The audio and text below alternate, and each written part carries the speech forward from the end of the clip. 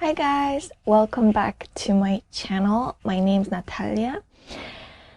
I basically haven't uploaded for like a month or so, but it's because I've been really busy with schoolwork. I didn't have that much time to read, so I didn't even do a November wrap up because I think I just didn't read that many books.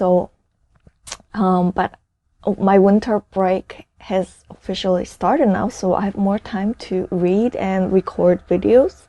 So I'm really excited for that. I will probably just combine the November wrap up with the December one. So stay tuned for that. Today I have a really exciting video, so I decided to do like a list of my top 10 books I read in 2023. So I have read a total of 35 books, which I don't know, like I'm trying not to be too competitive. For some people maybe a lot, for some maybe not that much, but honestly it's just how many books I read, sometimes I don't feel like reading or I'm busy, so yeah, 35, and I chose top 10. So let's get in. No, actually, before we get into the top 10, I wanted to give a few honorable mentions. So the first honorable mention is basically the entire Inheritance Games trilogy. So the Inheritance Games, the Hawthorne Legacy, and the Final Gambit. So it was a very, this whole series was very fun to read. The chapters were really short. It was interesting. It's like a mystery about this girl named Avery who suddenly inherits like a huge fortune from a guy she has never met. So this is like a mystery of her trying to find out what connection she has to him, and she also has to live in his house where his 4 grandchildren live. So I had a lot of fun reading it. Like, it was not good enough to put it in top 10, but I did want to give it an honorable mention. Second honorable mention will probably go to The Housemaid. So it is a psychological thriller about this housemaid. I think her name was, I forgot her name. Millie. Yeah, Millie. So she's struggling financially, and one day she applies for a job as a housemaid, a live-in housemaid for this rich couple, and she gets the job. But yeah, because she's struggling financially, she cannot really quit this job because she's been struggling to find like any job at all.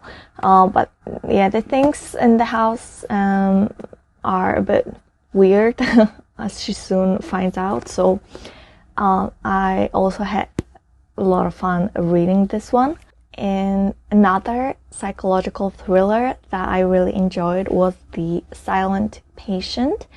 So that one tells the story of Alicia, who shot her husband in the head, I think 7 times, and then she stops talking. And there's the psychotherapist who is really interested in her story and really wants to try to get her to talk, to the point that he even quits his job and he applies for a job at this facility, mental facility where Alicia is staying at. So basically this book is about him trying to get her to talk and unsolve this mystery as to why she killed her husband. So I think the plot within this one was really good, really shocking. The chapters were very short, so it was really quick to read, and I had lots of fun reading it. Okay, I think now let's just get into the top 10 books that I read in 2023. Let's start with 10, and I put there Home Before Dark by Riley Sager. So I'm not sure about the genre of this book. Goodreads classifies it as a horror and thriller, so I'm not sure which one it's more. But yeah, it's like a horror slash thriller about this woman named Maggie. So when she was a young girl, she and her parents lived in this mansion, and apparently it was haunted. The point is she was too young to even remember. So, but her dad wrote an entire book talking about things that they endured, and then they had to flee the mansion eventually because it was just too haunted. But she doesn't really remember those things, so she's like suspicious of whether or not it was actually haunted. And then her dad passes away and he leaves her in will the house. So she decides to go to the house and kind of examine whether it is really haunted or not. I had lots of fun reading it, and especially the plot twist. Like, it's not even one plot twist. It was like one plot twist after another. So many twists and turns. And it was like when I thought, oh, I already have all the answers, bam, like the author would hit me with yet another twist. So I think it's actually the only like horror/thriller on the top 10 list. So you could say that is the best one that I read this year, the best like scary book, you could say. I can highly recommend this one. It was just amazing. Okay, next, number 9, I put The Angel Falls. So this was actually a reread for me. I read this like for the first time like a few years ago, but I never actually finished the series, and I wanted to finish it. So I started by rereading this first book because I didn't really remember what had happened in the book. I didn't put the other 2 books in the list just because I think they weren't as good. Like, I think the first book is the best of the entire Angel Falls trilogy. So this is a post-apocalyptic fantasy novel, and it talks about angels who come down to Earth to destroy it, basically. And we've got our protagonist, Penryn, and she has to take care of her mother, who's not like stable mentally, and her younger sister, who is in a wheelchair. So yeah, it's really not easy for her. And actually that sister ends up being kidnapped by an angel. So this book is about Penryn trying to find her sister, and she also teams up with one of the angels. But, you know, he's not technically like an evil angel. He's kind of different than the others. But anyway, this book was amazing. Now, I will say it does have some pretty drastic things included in it. Some pretty drastic descriptions, I think. So maybe it's not for people with like weak stomachs. Anyway, I really enjoyed this book so much. Okay, number 8, we've got Pride and Prejudice. So yeah, this one is obviously a classic, and it was my first time reading it actually. So obviously, like, I've always heard about this, Pride and Prejudice. I don't know, I just never really got the chance to read it. So this year I gave it a chance, and I loved it so much. I really enjoyed how like all the characters were so different and diverse, and they felt so real, and all the banter that they were sharing, and obviously the love story, just everything about this, I loved it. And I think it also, like, the reason I love this book is also because I love the movie. I think it's the 2005 version. You guys know probably which one I'm talking about. I love the movie. Now, I don't remember if I read the book first or if I watched the movie first. I honestly do not remember. I think I just did both of them like at a similar time. But yeah, I do love this book. I don't read a lot of classics, but this one, yeah, I enjoyed it a lot. Number 7, we've got Shadowkiss. So this was actually also a reread for me, and it is the 3rd book in the Vampire Academy series. I am like in the process of rereading the entire Vampire Academy series. I haven't reread all of them yet. I reread the first 3, but definitely out of the first 3, This one is my ultimate favorite. I love it so much. I don't know. I'm not sure if it's just me feeling nostalgic because of how much I loved this series back when I was in high school. But there's just something about this series and these characters and this world created in these series that just makes me so incredibly happy. Also, I love the protagonist, Rose. She's like one of my favorite female protagonists of all time. I love the friendship between her and Lisa, and obviously her relationship with Dimitri. I think that's how you say it. Yeah, I had so much fun reading this book, and the plot twist at the end, even though I already knew about the plot twist because I had read it back in high school, but still I was like, wow. Number 6. This is the book I've read like very recently. The Dead Romantics by Ashley Poston. Oh my god, I love this book so much. I didn't even expect to love it so much. So it is a romance book with like magical realism added to it. So I've tried reading romance. I mean, just like pure romance, contemporary romance or rom-coms. Like I do like romance in books, but I like when it's usually like in a fantasy novel. Like it's paired with something more interesting, if that makes sense. So I like older like contemporary romances or rom-coms. I just found a little boring for my taste, but this one was not really boring. I don't know, I think it's just the supernatural aspect added to it that made it interesting. And what is the supernatural aspect, you may ask? So in this book we follow Florence, who is a ghost writer, and she has to go back to her hometown after many years after her dad sadly passes away. Oh yeah, I forgot to mention the most important aspect. So she can basically see ghosts, and it's something that her dad also was able to do. Her other family members cannot do that. She can see ghosts and she can talk with them. And when she's in her hometown mourning her dad, one day she finds a ghost of her editor at her doorstep.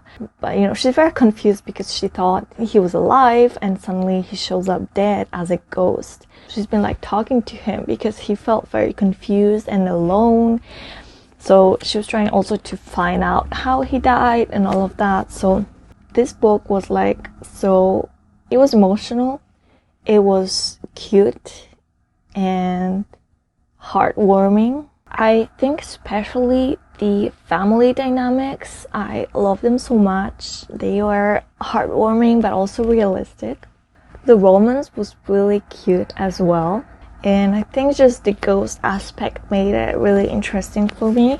So it is a pretty short book, but I loved it so much. And also there is another like romance book with magical realism written by the same author. It's called 7 Year Slip. I have not read it yet, but I will definitely be reading it soon because I loved this book so much, and I think I will enjoy 7 Year Slip just as much.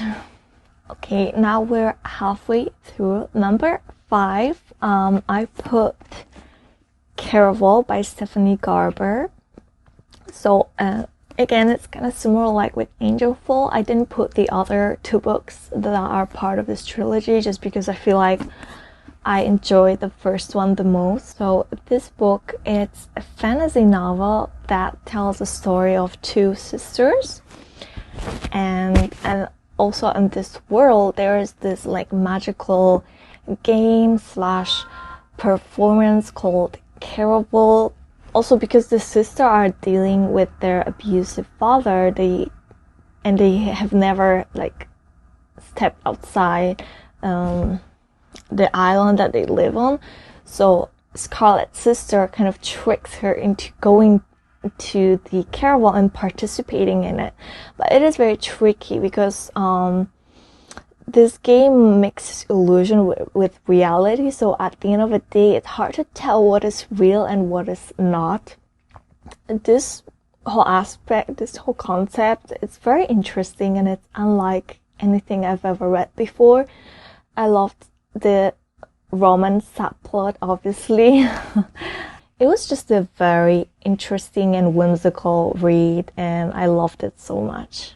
Now, for the fourth, third, and second place, I actually put books from the same series, from the same trilogy, just because I loved all of them so much, and I don't know, I just thought all of them deserved their place on this list. So number 4, I put The Cruel Prince, which is the first book in the series. The third place, I put The Wicked King, which is the second book in this trilogy. And in the second place, I put The Queen of Nothing, which is the last book in this trilogy. So as you can see, I really love this trilogy. It just stole my heart, and like, as much as I love this book, the first book, and I gave it 5 stars, I just felt like with each book it kept getting better and better. So this trilogy tells the story of Jude, who was born in a human world, but she was kind of forced to grow up in the fairy world. Because she grew up there, the fairy world feels more like a home to her than the human world, even though she is human.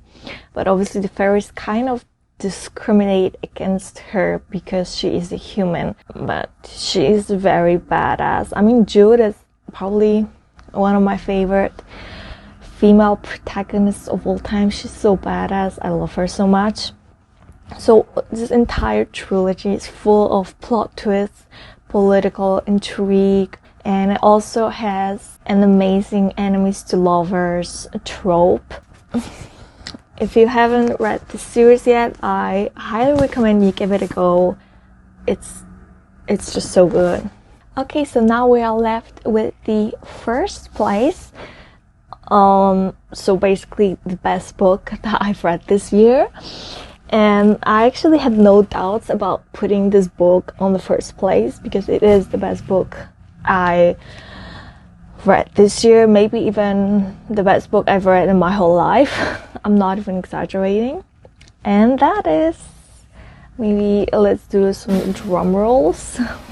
Okay, the book that I put on the first place is Divine Arrivals by Rebecca Ross. Guys, this book was so well written. It's such a poignant and beautiful story.